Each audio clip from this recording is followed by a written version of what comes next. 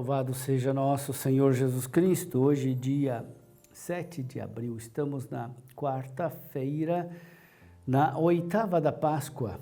O evangelho de hoje é de Lucas, capítulo 24, versículos de 13 a 35. Naquele mesmo dia, o primeiro da semana, 2 dos discípulos de Jesus iam para um povoado chamado Emaús, distante 11 quilômetros de Jerusalém. Conversavam sobre todas as coisas que tinham acontecido.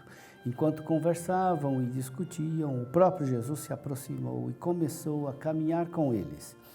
Os discípulos, porém, estavam como que cegos e não o reconheceram.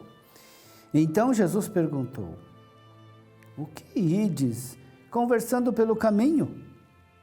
Eles pararam com o rosto triste e um deles, chamando Cleofas, lhe disse: "Tu és o único peregrino em Jerusalém que não sabe o que lá aconteceu nestes últimos dias?"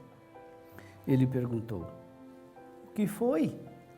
Os discípulos responderam: "O que aconteceu com Jesus, o Nazareno, que foi um profeta poderoso em obras e palavras diante de Deus e diante de todo o povo.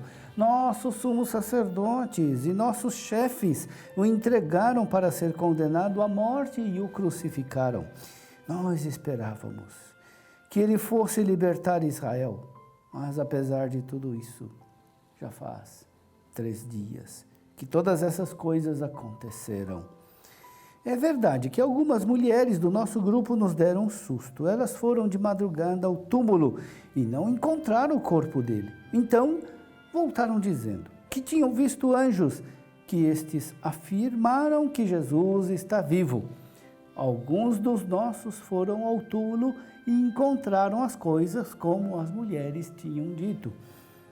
A ele, porém, ninguém o viu."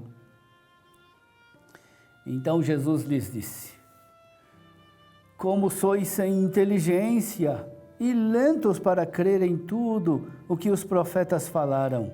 Será que o Cristo não devia sofrer tudo isso para entrar na sua glória?"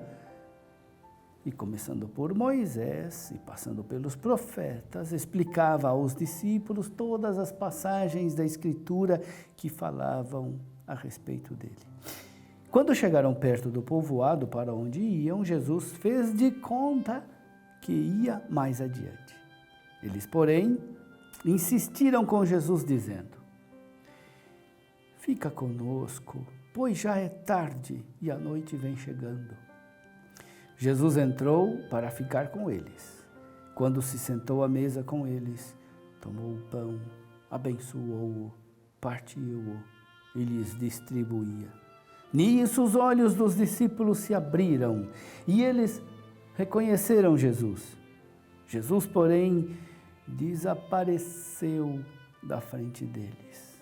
Então, um disse ao outro: "Não estava ardendo o nosso coração quando ele nos falava pelo caminho e nos explicava as Escrituras?" Naquela mesma hora, eles se levantaram e voltaram para Jerusalém, onde encontraram os 11 reunidos com os outros, e estes confirmaram: "Realmente o Senhor ressuscitou e apareceu a Simão." Então os dois contaram o que tinha acontecido no caminho e como tinham reconhecido Jesus ao partir o pão. Meu irmão, minha irmã, o relato dos discípulos de Emaús é precioso para nós. Precioso porque muitas vezes corresponde aos nossos sentimentos. Precioso porque é construído com a estrutura da missa. Quantas vezes, diante do mistério de Cristo, ficamos desconcertados, tristes e nos distanciamos de Jerusalém, como fizeram os 2 discípulos. Precisamos que Jesus nos ilumine com sua presença, que Ele nos aqueça o coração com a sua palavra, que nos abra os olhos para ver, para que possamos voltar renovados a Jerusalém, ou seja, para a nossa vida cotidiana de testemunho. Chegamos para a missa com as nossas preocupações e dificuldades. Elas são tantas. Nosso coração se encontra pesado, fechado, o semblante sombrio, como os discípulos de Emaús. Jesus nos acolhe na liturgia da palavra. Ele nos explica as Escrituras. Sem sua palavra, somos cegos e não compreendemos nada.